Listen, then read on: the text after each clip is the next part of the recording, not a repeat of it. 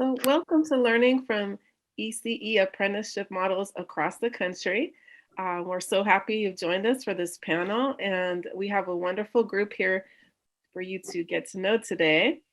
I myself will be moderating this panel. I'm Tara Enriquez, and I'm a program manager with ECEPS. I've been working with ECEPS off and on for the past 5 years and have a history in ECE workforce development, and I'm now a consultant.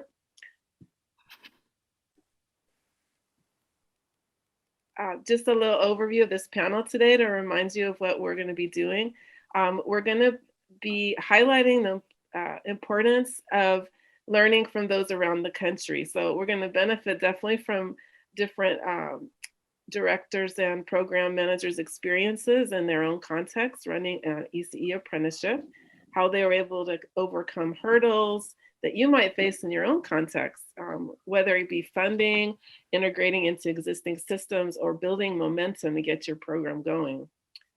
I do want to mention that we'll be starting off with an overview of each of the individual programs so you can learn what they're doing and how they got started. Then we'll move on to some questions for our panel that I'll be presenting so we get to know some of their critical elements of success, lessons learned, and so forth. And then at the end, about 10-15 minutes, we'll have a time for the audience to submit questions.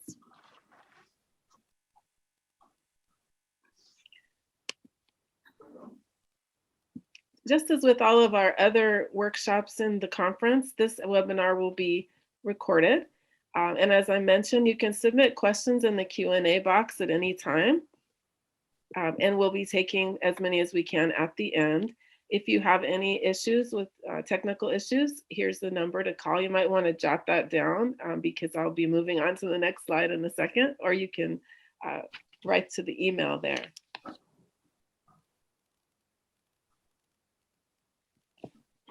So as I mentioned, we have a really great panel today. All are focused at the state level working on ECE apprenticeships, and they've worked to integrate their apprenticeships into state agencies and systems. They've also worked with the ECE system, of course, the CTE, and workforce systems. And they found a way to make their program successful and sustainable. So we're really excited to hear from each of them. And I will be introducing each of them right before they give a description of their program. And we're going to start off with a labor-based model. So we have two labor-based presenters today. And the first one is Cheryl Feldman, and she's a 43-year union veteran. That's quite a career history there. And she's developed a robust, well-integrated ECE apprenticeship in Pennsylvania through the union training funds. And you can see the name of our organization right there, District 1199C Training and Upgrading Fund. So take it away, Cheryl. We're excited to hear about what's happening in Pennsylvania. Thank you. I'm actually retired now, and Teresa Collins is our new executive director, and very exciting to pass on the torch of leadership. So I'm very excited to be part of this conference and see how much early childhood apprenticeship programs have grown around the country. The spark that got us started was in 2016, 2017. There was a very important convergence in Philadelphia of two organizing efforts. One was a groundbreaking study of the Philadelphia early childhood workforce funded by the William Penn Foundation that identified problems and strategies to transform the workforce by addressing high turnover, teacher preparation, low wages, lack of diversity in lead teacher and leadership positions. And at the same time that kind of transformative report came out, there was a big push for universal pre-K in Philadelphia called Philly Pre-K. And it stated that every classroom funded by Philly Pre-K would have to have a lead teacher with an associate degree. And so those two things combined really was the impetus for the start of our first pilot in Philadelphia with Community College of Philadelphia, starting with 36 apprentices, 24 employers, and a very successful cohort. And from there, based on the pilot's success, we began to organize in southeastern PA and then statewide, establishing the apprenticeship program approved by the Pennsylvania Apprenticeship and Training Council under the auspices of the Labor and Industry Department. And we're just so thankful because we've had fantastic support from the state, both labor and the Office of Child Development and Early Learning, from higher eds, from employers, from regional partners, from philanthropic partners. It's public funders. It's been a fantastic growth in a very short time. We now have 181 apprentices, 60 high school pre-apprentices, 83 employers, 8 higher eds, and we continue to grow.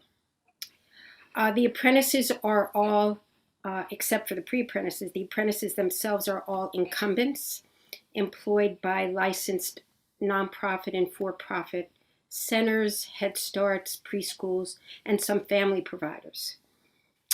We've aligned the on-the-job learning and the related technical instruction around the NACCE standards and competency framework, creating a teaching degree pathway with apprenticeships at 3 levels: the Child Development Associate, the credential, the associate degree in ECE, and the bachelor's degree with teaching certification pre-K to 4. So the idea is to create a seamless, articulated pathway from credential to bachelor's degree. And it really has required systems change on the part of many partners, the employers, in implementing the on-the-job learning with on-site coaches who are mentored often by an outside organization, the higher eds in terms of working with this population and creating wraparound supports, and figuring out how to, and we can talk about it more in a bit, how to support these non-traditional students. The idea that labor and industry was willing to create one statewide sponsorship under the training fund that includes one set of multi-employer standards, both union and non-union employers, in one apprenticeship program statewide was a game changer for this program. And then the establishment of 6 regional hubs around the state with lead intermediaries for each hub as kind of the operational, on-the-ground organizing entity in different regions of Pennsylvania. So I will stop there so others have a chance to speak and we can drill down a bit more about the details. Yeah, that's such a wonderful model, and it's so exciting to hear how far you've taken it. And the part that really struck me when I spoke to you earlier, Cheryl, was just how many government agencies are involved in all the funding sources you've pulled together, both from the union and other funding sources. So, as well as Pennsylvania Keys, which is the ECE QRIS early learning system. So we're really excited to hear more from you later on. And now we're going to turn over to Brenda Hagan. And let me get your side up, Brenda. So Brenda is out there in Kentucky, and I really thought her model is intriguing because she actually started off as a center director. So that's really unique, Brenda. And like I've mentioned to all of the panelists today, they're so innovative and really pioneers. So let us know, how did you get things started and what does your program look like? So in 2015, I heard an NPR broadcast about apprenticeships. And I thought, I wonder if we have one of those in early childhood education. And so I called our Department of Education and asked, where would I find out about apprenticeships? And they referred me to Mary Taylor, who works with Kentucky Department of Education in a group called TRAC, which is Tech Ready Apprenticeships and Careers in Kentucky. And she pretty much said, no, we don't have one, but we would like one. And at that time, I owned 3 preschool locations. And I started off as piloting the program. And in that process, we discovered that our RTI was going to come from our local high schools because our apprentice is a youth apprenticeship. So it's available to any student in the early childhood education pathway that is offered through Family and Consumer Sciences. So they have 3 courses they take, which are Child Development Services 1, Child Development Services 2, and Early Lifespan Development. These students also during this time they take trainings for required licensure trainings. So orientation, pediatric abusive head trauma, and CPR and first aid are required for employees in childcare in Kentucky. So that's already offered through their program. And that is a huge savings for employers because they're getting that while they're in high school. Most of these students are graduating with their CDA, either infant, toddler, or preschool. So that is helping bring them into the workforce younger and already engaged in the system. The FCS program consultant, Kayla Godby, looked at the CDA and articulated it to the 4,000-hour apprenticeship so we could see where those numbers look like in each category. So we were very methodical about setting it up, but it is a youth apprenticeship. So I like to explain it to other employers that may be interested. It is a wonderful opportunity to grow your own workforce, and using students in your own community who are excited and engaged in the process, are very thrilled to have a job upon graduation, and are getting a quality experience in early childhood education in their schoolwork, but also in their program. In Kentucky, we have a quality rating system called Kentucky All-Stars, and it is a 1 to 5-star rating, with 1 being the lowest and 5 being the highest. So at this time, we have limited employer partners in privately owned childcare to 3, 4, and 5-star centers, because we want to make sure that these students are learning high quality programming and best practice. We started with 1 employer, that was me. I had 3 locations. One of those students just left me this year in 2020 to move to Texas because her husband's in the military. The other one is still working at the Louisville Center. And then I have another one at my Bardstown Center. So this has been a win-win all the way around for me. Now we have over 30 employer partners. We registered 16 alone in February and March. So they're either completing their standards document through the Rapids database, or they have already completed it. And we had a meeting on the 20th with all of our Family and Consumer Sciences teachers who have those programs in their area, so that they can connect with them, set up interviews, and some of those students are going to be starting in June. We expect to have anywhere from 45, I would say even 60 new youth apprenticeships entering the workforce by August of 2021. And we have certain places like school systems that have early learning centers that have 3 or 4 locations in their district that are really, really grabbing onto this as a wonderful opportunity. Wow, Brenda, and that's all happening during the COVID pandemic. So I know, but it is not conducive. It's not sticking with one particular branch that's available to early childhood in form of Head Start, Early Head Start, state-funded preschool, and privately owned childcare. And we have some articulation agreements with our KCTCS systems, which is our community and technical college systems, where they're getting credit for prior learning for IECE 101, 102, and another class, possibly 2 more classes. So that's where we are in Kentucky, but it all just started with an idea and making a phone call. It can be that simple. It becomes much bigger. I got hired on at the office with the preschool development grant because it got bigger. But I just want to encourage anyone out there, this doesn't have to start off at a state level. It can start off at a local ground roots level or grassroots level, and you can take it whatever direction you want. Thanks, Brenda. Yeah, you're such an example of that, and coming out of the private sector too. I love that story that you told me about how you went to a meeting, or they're talking about the preschool grant, development grant, and they said they're going to start an apprenticeship, and you told them, but I'm the only one that knows how to do this, so who's going to do it? And guess who gets to do it? You. I did. They were hiring an apprenticeship coordinator to start an apprenticeship program, and I said, well, actually, we already have one, and it started this way. And they said, oh, and then I sent a letter to everybody on that board and said, I think that person needs to be me.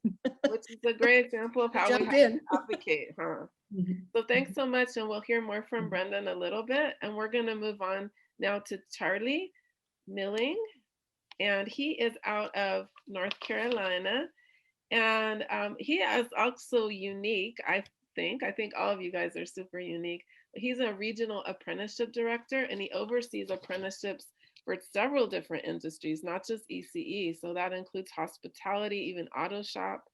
And he was telling me how he used to be an HR director in a childcare center, and he realized it's just such a big need for qualified employees. And so when he got this new job, tell us what you've been up to, Charlie. Yeah, thank you. Thank you all. And I'm excited to share our story. And there's some connections with others here, but, I think we'll all be able to learn from each other. And, in terms of the spark and how we got started, we're in the very beginning stages. And much like Brenda said, it was partly an idea, but partly stemming from a need. And the need really was across our statewide, we have a teacher shortage. I know there are many states with shortages in their ECE workforce, but it's pretty severe here. And we've found that it's actually a hindrance to economic development across our state.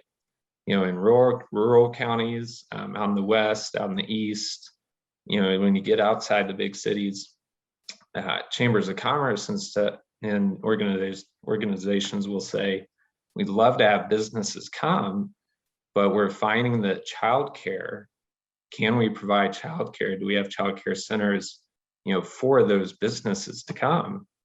That's a struggle, that's a challenge. So that was in play this past fall. All this, our work started really this past fall, 2020. And at the same time, we were trying to expand our youth apprenticeship programs into different industry sectors. And with my background, I talked to our team and I said, well, what if we really have ECE, early childhood, as a premier, one of our spotlight industry sectors? And we took that idea, we ran with it. And the drive to do this is really about scale. Because our teacher shortage is so severe, we need to find a way to get new teachers into the pipeline on a large scale as possible. And so in our model, we're going the youth apprenticeship route. And in North Carolina, that is where there's a pre-apprenticeship starting in the high school. So career and technical education courses, but we also have what we call career and college promise. So that's when the high school partners with the local community college, and the high school student takes like introductory level college courses via the community college and their dual enrollment courses. So in North Carolina, the high schooler can take either the CTE coursework or the Career and College Promise EDU 119, which is that first child development course, early child education course. And that's all in the high school. And in that, they get their state qualifying letter, which allows them to be in ratio. They get all their state health and safety trainings. They have to have, so many hours of that coming in. And they also get their ITSID certification coming out of high school. So essentially out of high school, they're ready to go into ratio at a licensed center and hit the ground running in that new job. And ours is really about that teacher assistant level right now. Down the road, we'd love to be in Cheryl's position and have it linked to bachelor's program.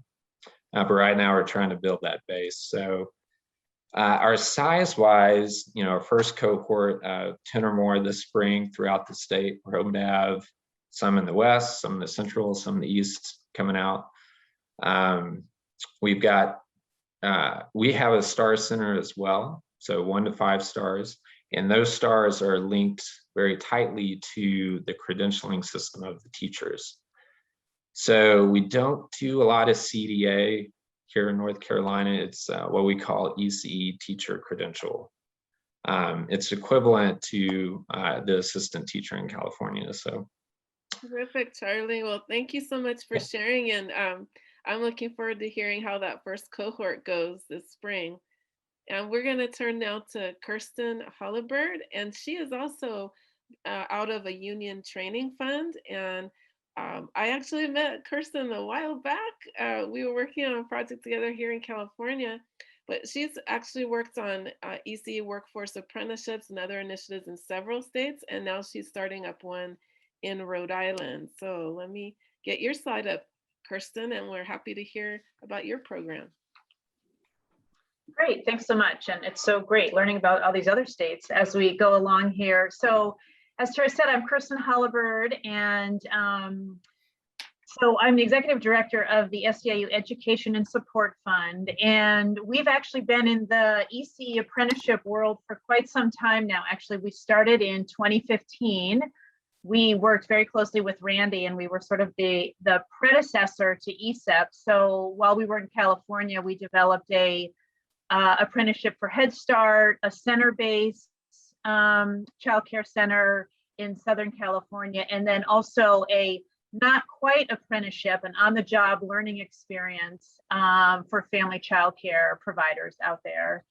So we are a 501c3. We're a national organization, and we partner closely with SEIU, which is the Service Employees International Union, that represents childcare providers in 8 states across the country, including Rhode Island, Massachusetts, and of course, California.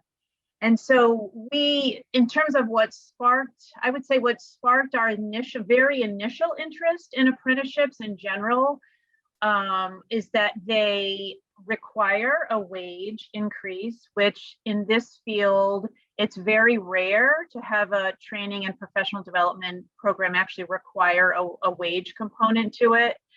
And then in the, the labor-based model of apprenticeships, these apprenticeships are governed by the employer and the educators themselves. So it's a very educator-centered model, which is very, very attractive to us as well. And then, of course, the other piece is that we know that oftentimes additional funding for training for early educators is hard to come by, and providers are being asked, to increase their credentials. So to be able to actually tap into another funding source, this workforce development funding source, was also another real appealing component to pursuing apprenticeships. So that was sort of in general. And then I would say the impetus for this family childcare apprenticeship in Rhode Island really was wanting to build off the work that we started in California, which, as I mentioned, for various reasons, we weren't quite able to kind of get to the full official registered apprenticeship in California for family childcare. So we decided to go to a state that actually has a collective bargaining agreement, because they are unionized in Rhode Island, so that we could sort of carry out the full work of creating an apprenticeship. So that was part of heading to Rhode Island to finish out this work. So just 2 weeks ago, we actually got the final signatures on the apprenticeship program. So that was very exciting. I'll talk about this more later probably, but it was a much longer process than we had hoped, but we got there. It's on the books, and we've already started to recruit the apprentices actually. So the goal is to have 24 apprentices in this first grouping really. So it's really 2 cohorts of 12. And the reason why it's 12 is because the CDA, that's the number that are in one class. So we hope to have 2 CDA classes going through. And so in Kirsten, terms of, I was going to say that your model is so interesting now that in California, we got the organizing ability for the family childcare workers here. So that finally happened. exactly, yes, just recently. So that's very exciting, and we'll certainly give you another tool to build off of, in California. So the employer question in family childcare is an interesting one. So for those of you that don't know, family childcare providers are themselves small business owners. So they do not have an employer per se. They kind of are their own employer, they're sole proprietors. So we did need to be very creative around how we worked around establishing an employer element in this apprenticeship. And I'm going to talk a little bit more about that later. But essentially, in the situation where subsidized providers are being paid by the state acts as an employer, if you will, in terms of the wage. So it's sort of a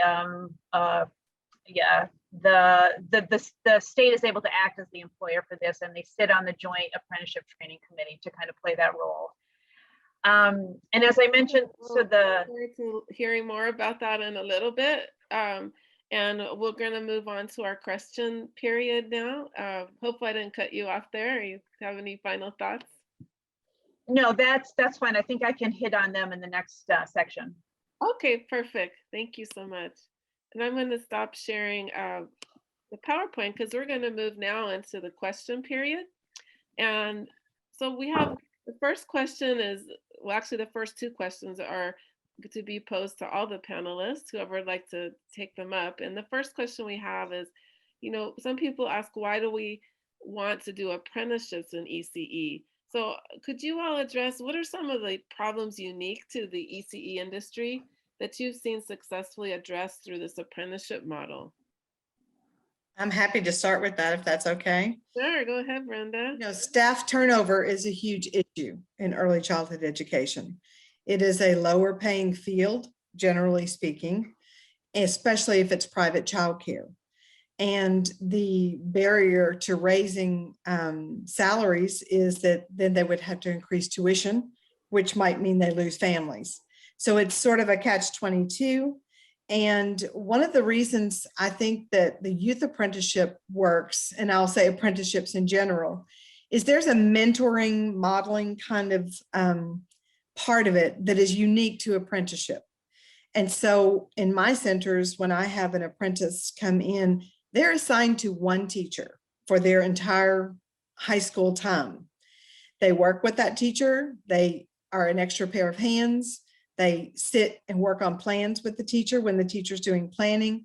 And then as they gain comfortable, you know, get more comfortable in the process, they might lead circle or, you know, conduct an activity with the kids or just engage in various kinds of play and learning.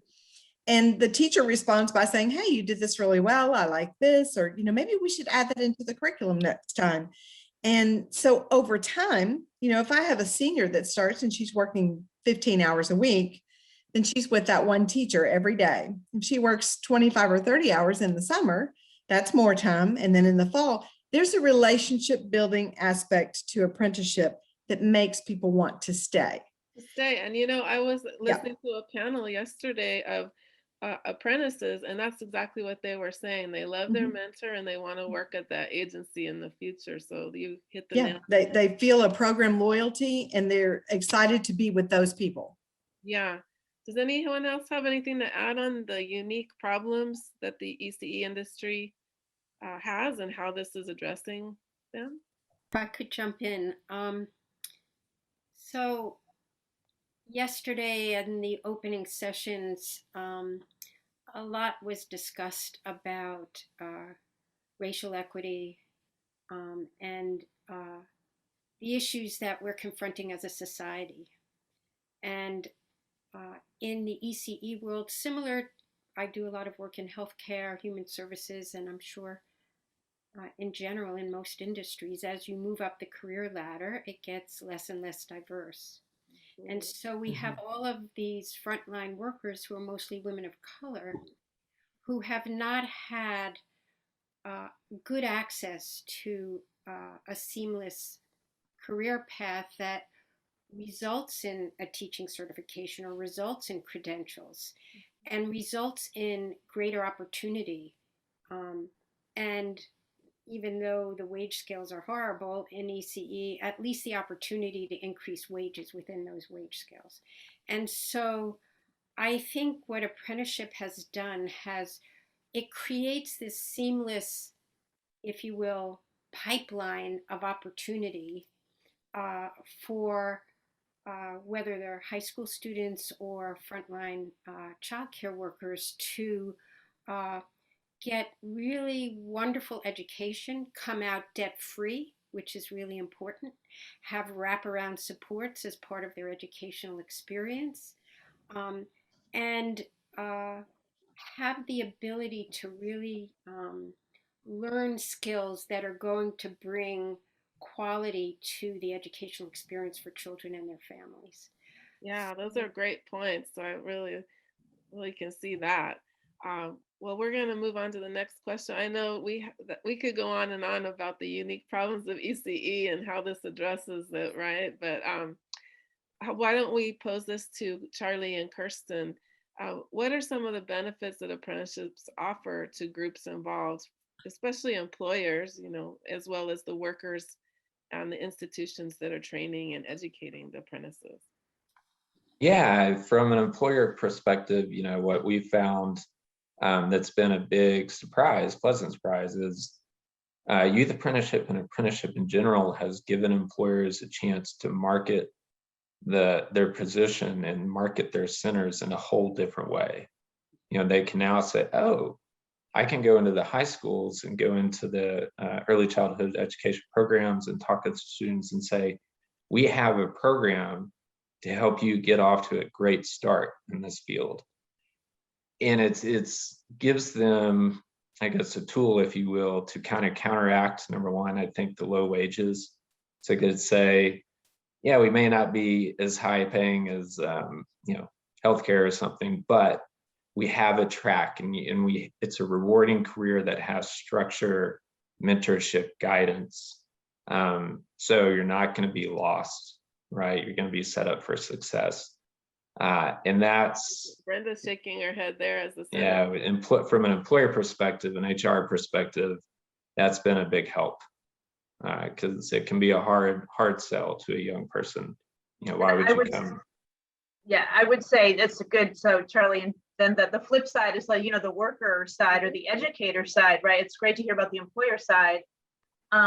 Is that, and also Charlie, you mentioned bringing in new people, which I think there's a great, the apprenticeship really has a role to play there. What we've seen actually in our family childcare apprenticeship is actually most of these women have been in the field. Many of them have been in the field for 10, 15, even 2 decades, right? But in many of the apprentices, both in California and in Rhode Island now, are monolingual or prefer to speak Spanish.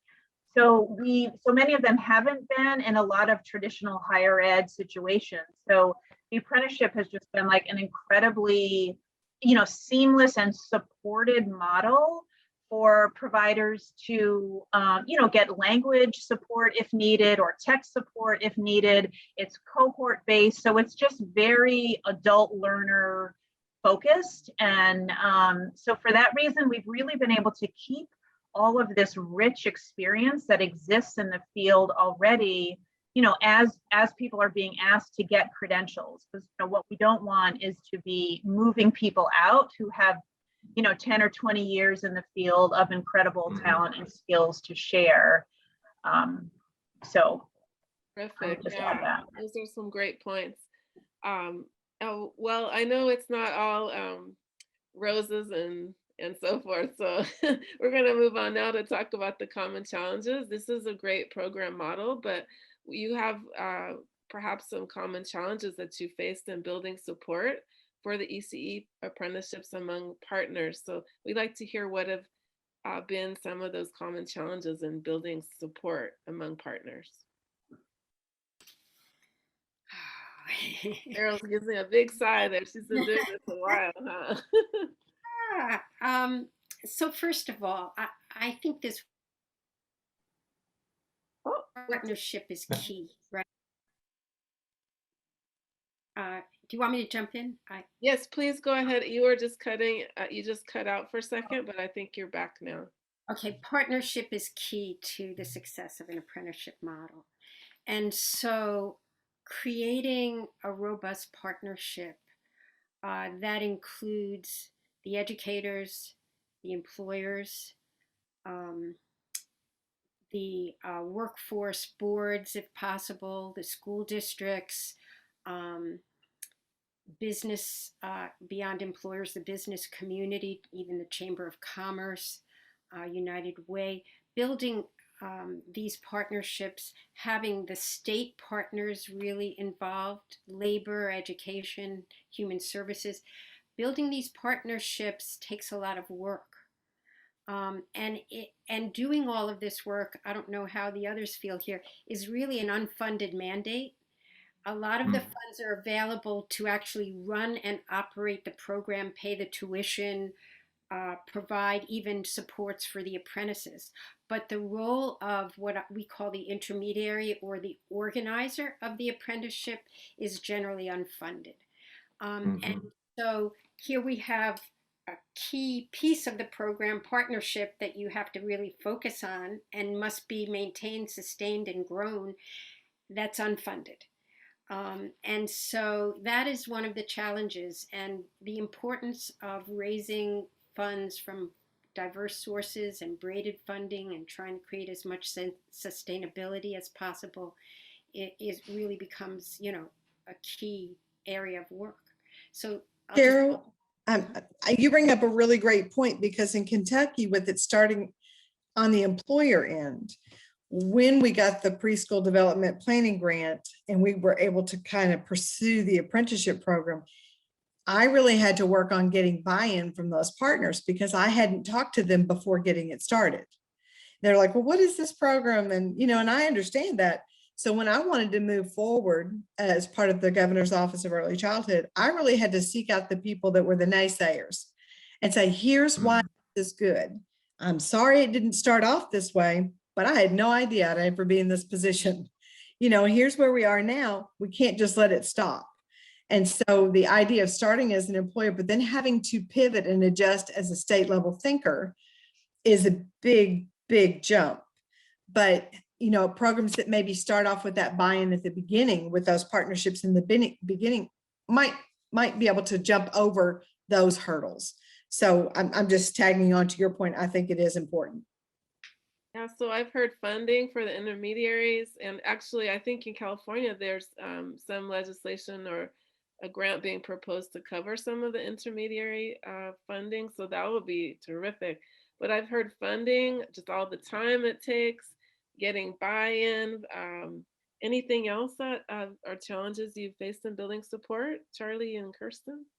I would say, I would just sort of piggyback on both what Brenda and Cheryl said, is that our experience has been that, the ECE world sort of has their language and their approach to credentialing the workforce and supporting the workforce. And then the Department of Labor and the workforce development world sort of has their approach. And so it's almost as though we're often needing to translate between the two and educate the different institutions, if you will, around how the apprenticeship can meet both of the goals of each organization. But it does, one of the lessons learned from us is that it does really take a lot of time to educate and get people to sort of understand where each agency is coming from and how the apprenticeship fits into the work that they're doing. I mean, the workforce development people typically get it because they're the ones that often know the apprenticeship inside and out, but it's really the early childhood field, which is like, this is a new thing for them overall. So yeah, that's just sort of like it's almost like speaking two different languages and you have to sort of translate between the two. Oh, I can relate to that a lot, Kirsten. We've been in those conversations. I'll give you the last word on this one, Charlie. What are some challenges you've had in building support? Yeah, for us, is getting beyond the major urban areas as we talk to community colleges, again, more in rural parts and employers out there. Their history here in North Carolina of apprenticeship has all been manufacturing, right? Yeah, they do that in the plant down the road, but an apprenticeship in my center or an apprenticeship for my students in the program. So just it took a couple months to just kind of get that message out across our state to say, yes, apprenticeship is a great model. It can work in early childhood. And it's actually a great fit for early childhood because of that lead teacher, assistant teacher relationship. And it took some time and many conversations. Great. Well, all four of you must have done something right in that area because you got something up off the ground. So terrific. And this question here goes to Brenda. What is involved in designing and then promoting an ECE apprenticeship program? Well, when we started the program, I knew I designed it really for childcare because that's what I was in. I didn't really even think about the other sectors of childcare. I thought about privately owned childcare. What do we need? What does licensing require? And so when Kayla Godby and I were working on this, there were certain components that are required by licensure that were towards the end of the apprentice. For instance, orientation. It has to be completed within the first 90 days of hire, and they had it in the second year. And I said, okay, let's bump that up to the front, because then an employer is going to get a little more buy-in to want to hire that person. They've already got these trainings. I think also to be able to look at their curriculum and see how those 4,000 hours could kind of play out made a big difference. And then as part of the preschool development grant, we completed an apprentice log. So if you're an electrician and you have an apprenticeship, you have to complete a certain amount of tasks and a certain amount of hours, in those tasks or competencies. And so I started looking at this and thinking, what is the closest thing we have to a competency other than they're already getting those through the CDA. But Kentucky was one of the first states to do early childhood standards. And I think that was in 2010. And so I took the early childhood standards and we made our apprenticeship log looking at that, saying students do observations using the standards and the benchmarks.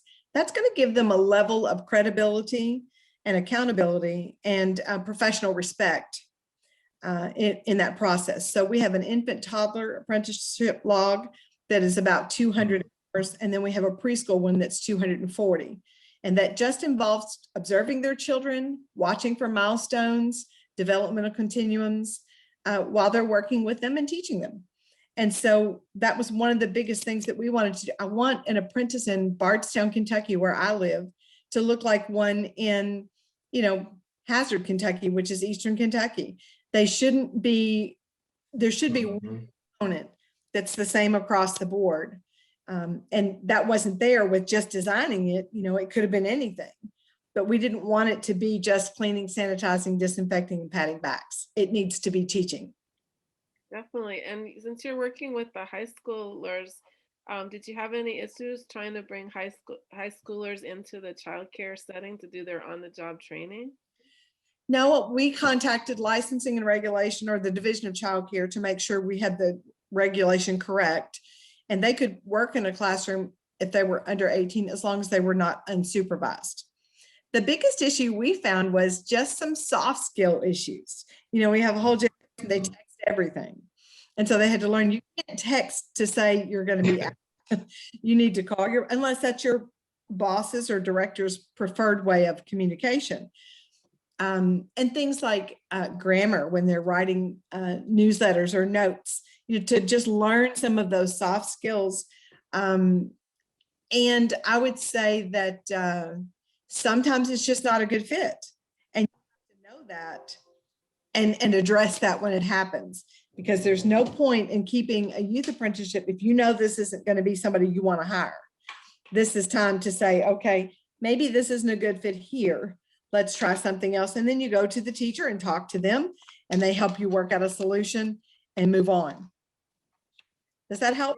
So yeah, so I hear that you up front, you really find out what the employer needs and work with them on that. Then you're trying to standardize what the content will be across the state level, and really making sure that the program orients in the employer and orients the apprentices so they'll be prepared. So those are all some really good points. How about you, Cheryl? We'll have a question to you about and thank you, Brenda. What are the basic considerations in creating and implementing a statewide sponsorship of ECE apprenticeships and pre-apprenticeships? So we talked a little bit about how to design the program itself, but could you talk about those statewide sponsorships? I think, first of all, you probably have to tell us what that means. Yeah, okay. So in Pennsylvania, we were very lucky to partner with a labor department that was willing to be innovative, meaning that one statewide sponsor was able to create, which is the training fund, was able to create universal standards that apply to all of the apprenticeship programs in the state. Those universal standards establish the standardized on-the-job learning competencies. And what we did, Brenda, is we took the NACCE competencies and standards for level 1 CDA, level 2 AA, and level 3 BA. So those are the same statewide for on-the-job learning as part of the work processes. And then for RTI, as long as the higher eds or education providers align their coursework with those standards, the NACCE standards, then they have the freedom to develop the coursework based on how they do coursework in general. So the RTI was customized for the individual institution, but the work processes for the on-the-job learning are the same across the state. That was a really big innovation. And what it means is that as we train the coaches, the on-site coaches who are mentored then by either a mentoring organization or faculty from the higher ed, or we've also partnered with University of Washington for a virtual coaching companion mentoring system. Everything is standardized so that there's an economy of scale, but there's also a level of quality that goes with that. So the training fund in Pennsylvania, the union-based training fund, is the sponsor for your statewide apprenticeship, correct? So you're saying that having a statewide sponsorship provides a level of standardization throughout the state? And it also makes it very much more efficient because every program as it comes up and running comes under that sponsorship and doesn't have to go before the apprenticeship council to get separately approved. It's approved by the apprenticeship and training staff. So that whole system creation was a big innovation. I think the other piece that's an innovation is the creation of the 6 regional hubs around the state, which are the regional intermediaries under that state sponsorship. And those regional intermediaries then have the wonderful challenge and opportunity to create their regional partnerships and to use those regional partnerships of the higher eds and the employers to grow the apprenticeship and pre-apprenticeship programs in their areas. And so the training fund works with the state in registering all the apprentices, registering the sponsored employers, registering the RTIs. But then those regional intermediaries have the wonderful opportunity to really create that local regional partnership and really operationalize it at the ground level. So creating that system of regional hubs and statewide sponsor, we also wanted to create statewide systems. So I mentioned the virtual mentoring system, that's a statewide system. The Labor Department helped design a whole registration system within Rapids that's regionally based. That's a statewide system. The higher eds came together and formed a higher ed consortium, not limited only to the apprenticeship higher eds, but really works on those competencies and really operationalizing those competencies on the higher ed side. And Cheryl, this sounds like a dream model come to life. please understand, it's all in progress. It's not a finished product. It's constantly changing, constantly having challenges, but they're wonderful challenges. And I just want to give kudos to all the partners across the state. Well, that's come through loud and clear today, right? The importance of partnerships. Thank you so much for sharing, Cheryl. Charlie, we're going to turn to you now. How does your program and target population, the youth ECE apprenticeship, drive your apprenticeship partnerships, funding needs, and sustainable funding? Yeah, so I mean, our target, like you said, our target population is students coming out of high school across our whole state. We have 100 counties in North Carolina, 52 community colleges. 46 of those, I believe, have early childhood education programs. Most of the high school districts have CTE programs, or they have the local Career and College Promise dual enrollment program. So all that was there. But my first conversation was actually, before I talked to any employer, was with a representative from CCSA, Child Care Services Association, because they administer the Teach scholarship program in North Carolina. Mm-hmm. And I was curious, I wanted to talk to them about their scholarships to see how they worked.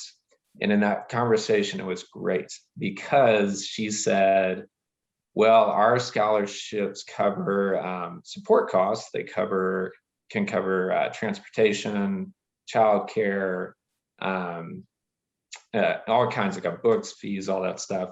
But most of our scholarships, and especially ones that apply to youth, don't cover tuition. In North Carolina, we're lucky we have the community college tuition waiver, which applies to pre-apprentices. If a student does a pre-apprenticeship in high school and goes into an apprenticeship, related instruction in the apprenticeship is covered under that tuition waiver.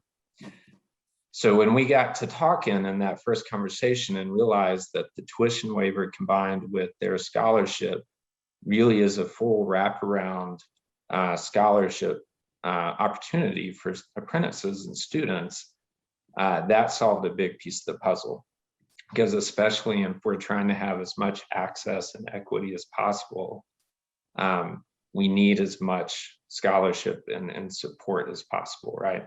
Especially when you get down the rural areas, especially out in the mountains, getting from a home to school or to a center is that much harder. And then with people of color, it's that much harder of being that much harder.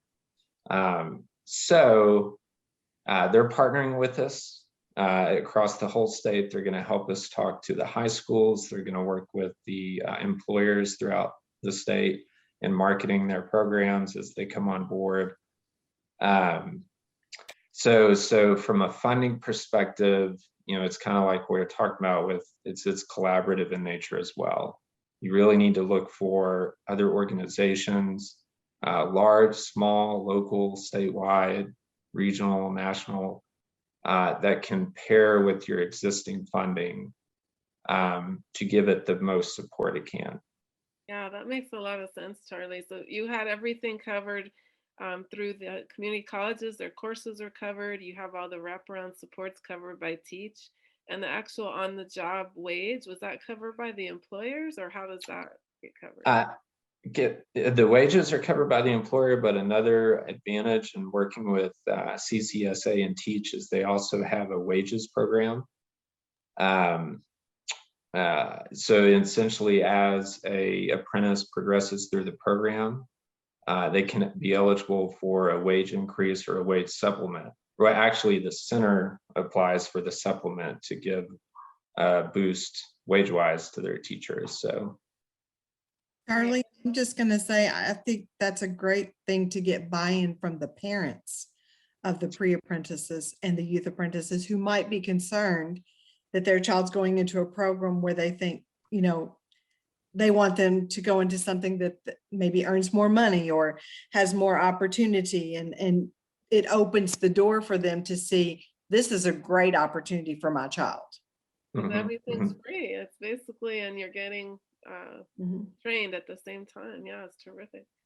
Well, thanks for sharing, Charlie and Brenda. And moving on to Kirsten, what are some of the unique challenges in designing funding, again, always funding, and formalizing apprenticeships for family childcare? Yeah, I think we touched on a few of them, but just to go into a little bit more depth, and I'll have to say kudos to I know Cheryl mentioned I think it was Cheryl, the Department of Labor, and being very open and creative. And I will say the same of the state of Rhode Island's Department of Labor. I knew we were going to be in good shape when the person from DOL, we were talking to him about family childcare, and he said, well, listen, we've created an apprenticeship for commercial, sole proprietor commercial fishermen in Rhode Island. So if we can do it for them, we can do it for early childhood educators. So we really had to be creative about some of the key elements of what makes an apprenticeship.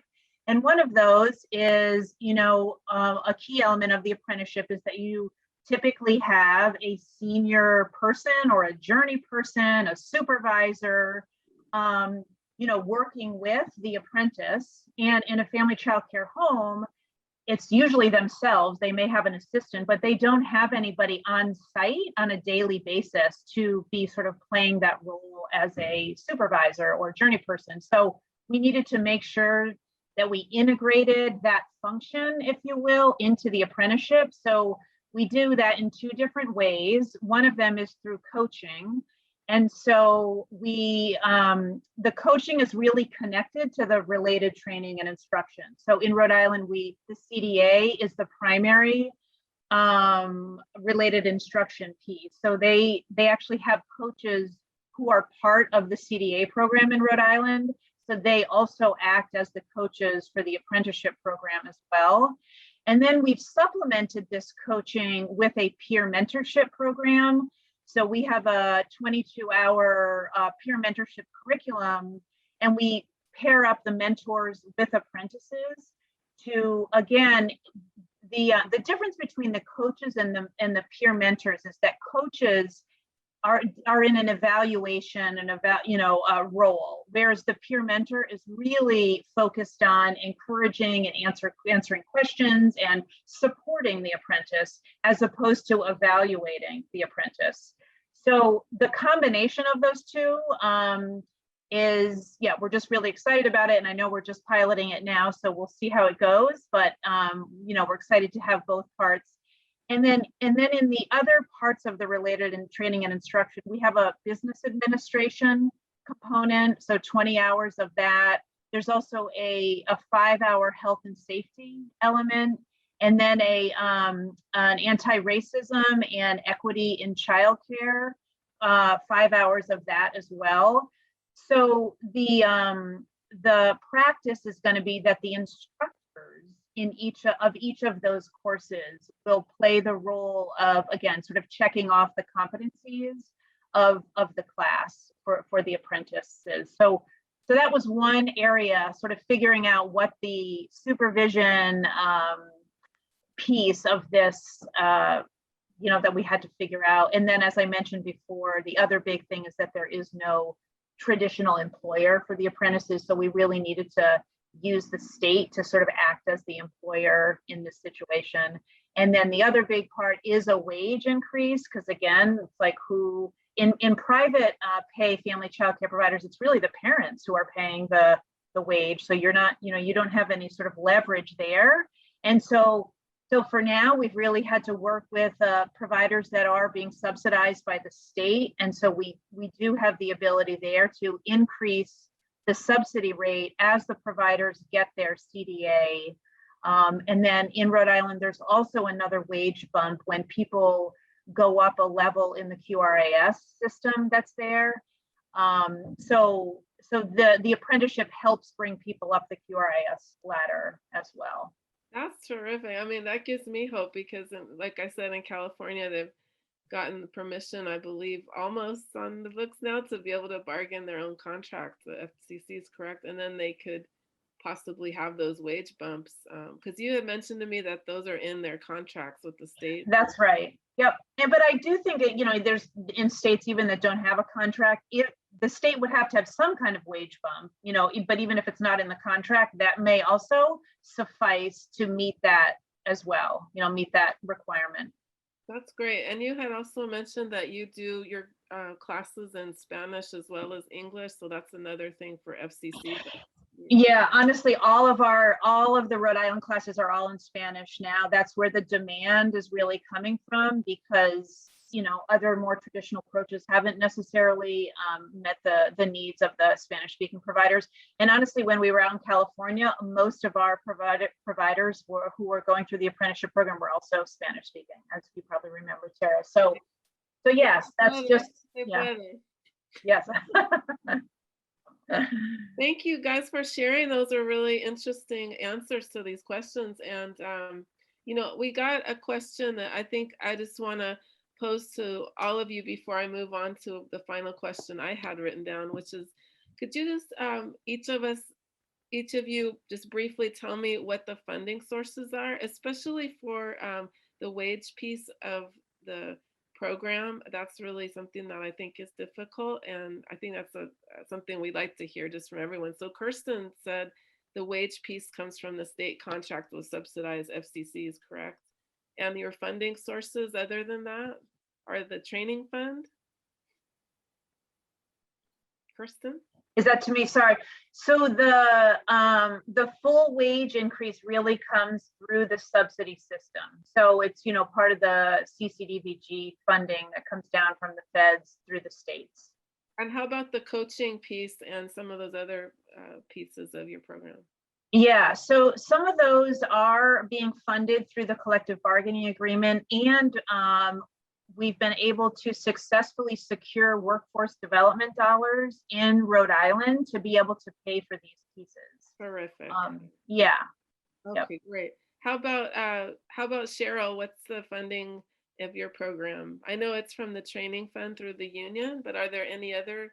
It actually isn't. It actually is from the training fund because it's a complicated. But the members of the union who are center-based or family providers are not participating in the training side of the house. So we have to raise the dollars. So the wages are paid for by the employers. And you know, it's a stretch for some of them and a challenge, but they've agreed to do that. But the funding for our program comes from so many different sources. Teach is wonderful. They've paid for the majority of tuition for the apprentices. Also, our professional development organizations, there are 2 in the state, have been extremely generous in supporting tuition and other supports for the apprentices. The state has designated for 2 funding cycles in a row now what's called an ambassador grant to the training fund to actually implement the statewide apprenticeship program, which has been amazing. That's through the Labor Department, it's workforce dollars, and also gives out something called PA Smart Grants, which some of our intermediaries in higher eds have gotten to implement apprenticeship. There have been incredible both national and local foundations that have supported our apprenticeship. The one thing that we want to try to raise money around are workforce boards, local workforce boards, and haven't been successful yet. Totally. There are some pre-apprenticeship dollars coming from some of the boards to support the youth apprenticeship side. Yeah. Thank you, Cheryl. And I hope everybody was taking notes because I know everyone's always looking for funding. Brenda, did you have anything to add? I know your funding came from the preschool development grant, and now how's it sustained? Well, our funding to develop the program further came from the PDG, but we do not really have a funding stream dedicated to this. Employers pay the salaries, and the Family and Consumer Sciences programs offer the technical instruction through their programming. One of the things that a few of us have talked about recently is Kentucky has 5 major industry sectors, and we think that early childhood or childcare needs to be the 6th one. That it cannot, these other 5 cannot function without the other one. And I think 2020 and 2021 have certainly spotlighted that. Definitely. One of the things I do tell employers when they're not sure how that progressive wage is going to go, I just ask them, if you hired somebody that came in off the street that had 2 years of experience or 4,000 hours of experience in a quality program and had their CDA, orientation, pediatric abusive head trauma, and CPR, what would you pay them? And they'll give me a dollar amount. And I'll say, okay, what is your starting wage for your youth apprentice? They'll tell me that. And I'll say, okay, after their apprenticeship is finished, they should be getting this other wage. So how are we going to get from here to there in the progressive wage increase? And I've always stressed, you are investing in your own workforce. You're growing it yourself. And by making a small investment that first year, that junior or senior year in high school, you are potentially developing a long-term employee. I did have one employer ask me, what if they leave after 3 years? And I said, well, how many times are you replacing that position right now? And he said, well, and I said, okay, so 3 years is better than what you're getting right now. And I'm guessing it's going to be more. And sometimes I think that's why it's important to have an early childhood person involved with this program, because we understand the industry. Yes, definitely. It sounds like having that center experience as a owner really open your eyes and helps you be able to explain it to other employers. That's great. Charlie, I know you have mentioned your programs has some funding from Teach, and the employers pay the wage, correct? And is there any other funding source in your program? Yeah, so we're also looking to pair, look more locally and regionally. And like Cheryl was saying, through the workforce boards, and we're encouraging them to apply for funding from foundations throughout the state. One example, there's a Dogwood Health Trust Foundation here in Western North Carolina, pretty much covers all the mountain counties. And they want to invest in youth programs for healthcare, early childhood, and the skilled trades. So as those opportunities come up, I would encourage folks to collaborate with your workforce boards and see if they can apply for the funding, just because I think they could have a better perspective on it going for that kind of funding versus a government agency like apprenticeship, NC. So yeah, so we're looking to expand our funding options, I guess. Great. Well, I'm going to pose this to you all for the final question from me before we get into some of the listener questions. Is there one bit of advice, and what would that be, that you would give to folks interested in launching a new ECE apprenticeship?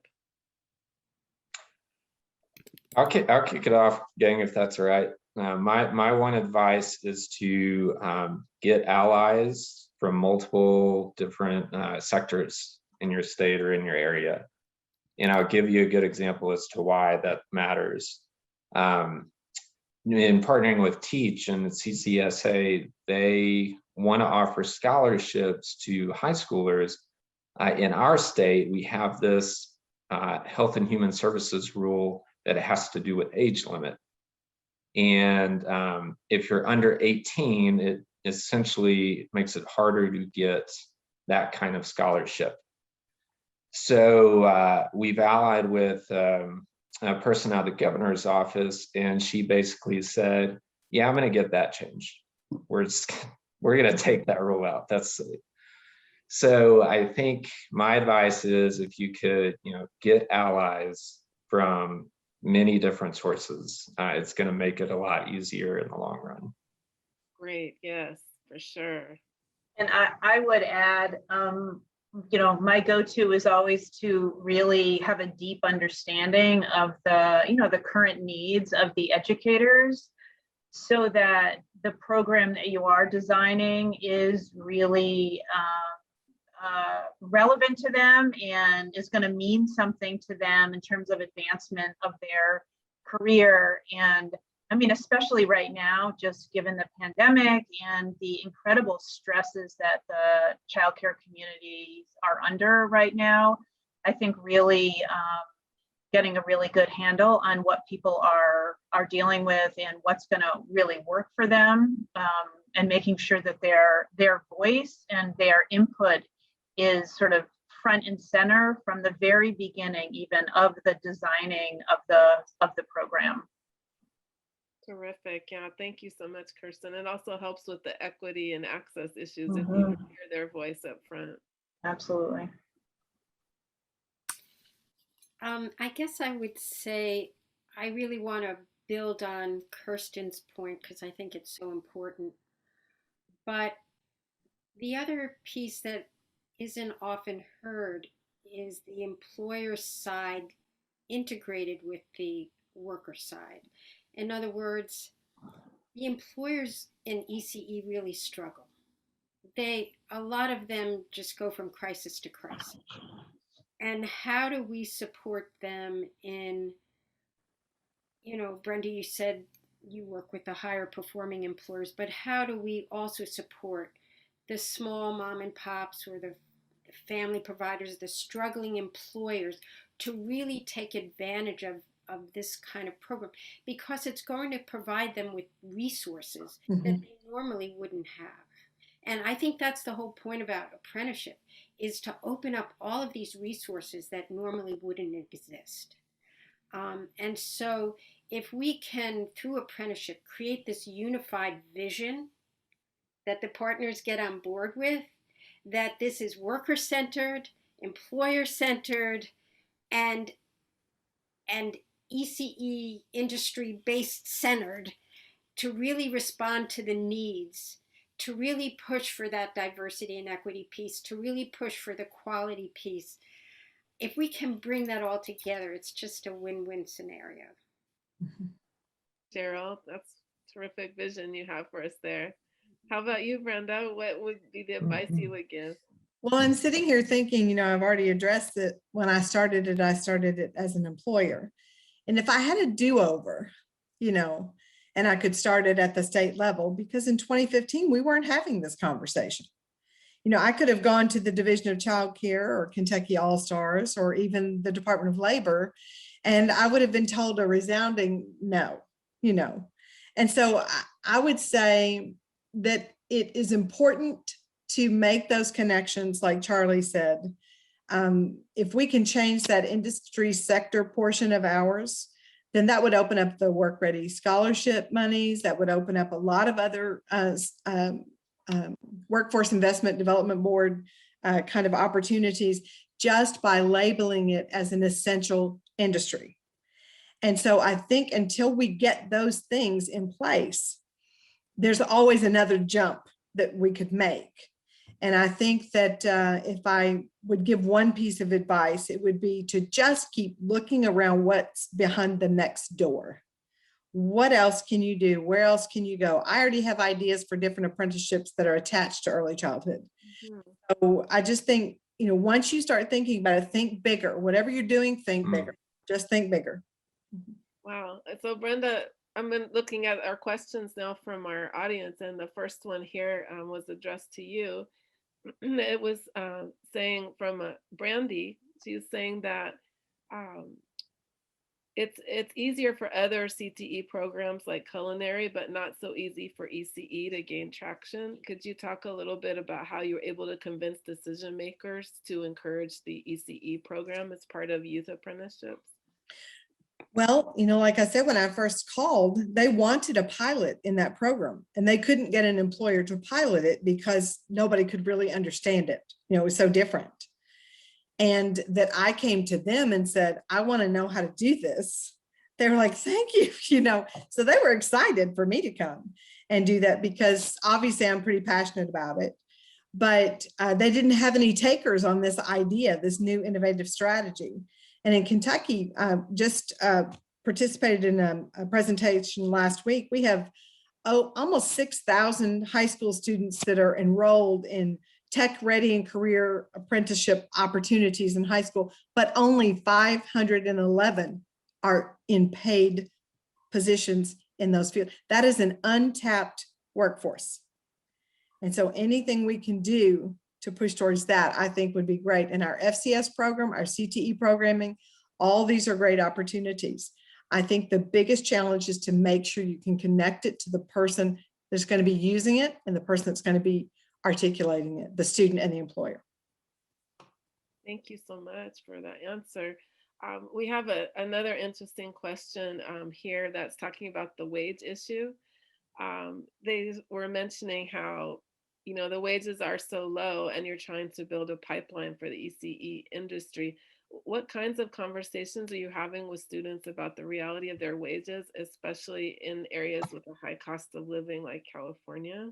Is that something you've all pulled into your programs, especially for youth?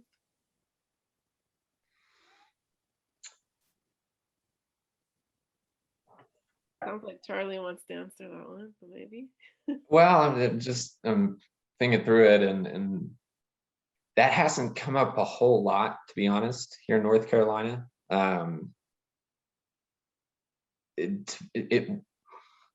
Yeah, it's, I mean, because we do a progressive wage scale, and it's kind of like Brenda was saying, you know, we say, well, it needs to work for your operating budget, your payroll. So we still put it hopefully in a reasonable thing. And what we're doing when we go to the high schools and talking to students and stuff, say, yes, I mean, it's not a high paying job starting out, but there is now a career pathway. There's a clear entry point, and there's a structure to move up. And our program is going to grow. So there will be more opportunity to move up in the centers and to move up into management and leadership roles. So the wages will increase if you stick with it. And we just keep taking it back to how rewarding it is and how meaningful it is as a career. So.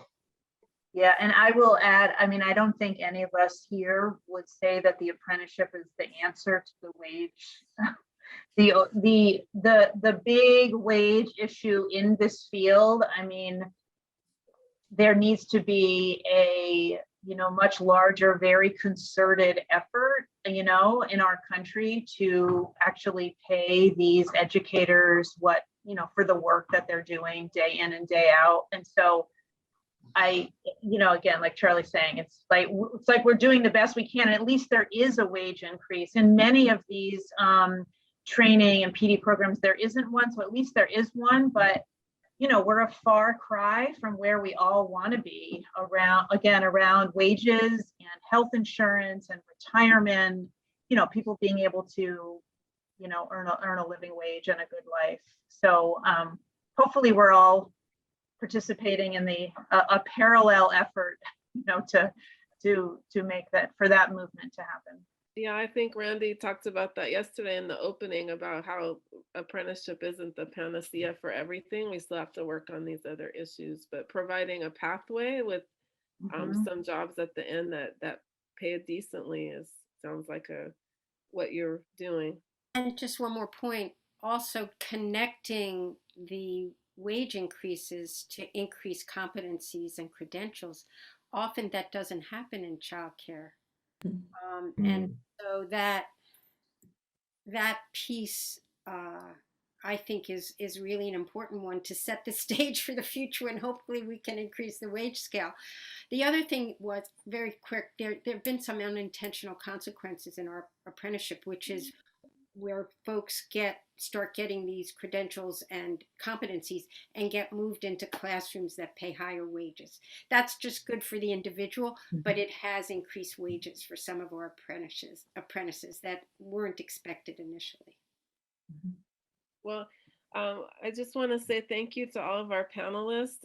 You have just a wealth of information to provide to others that are starting programs, or even those that have just implemented and wanted to know how to tackle some of these challenges. So thank you so much. And I've personally enjoyed meeting all of you. It was really fun to get to know you, and you're all very special, unique people.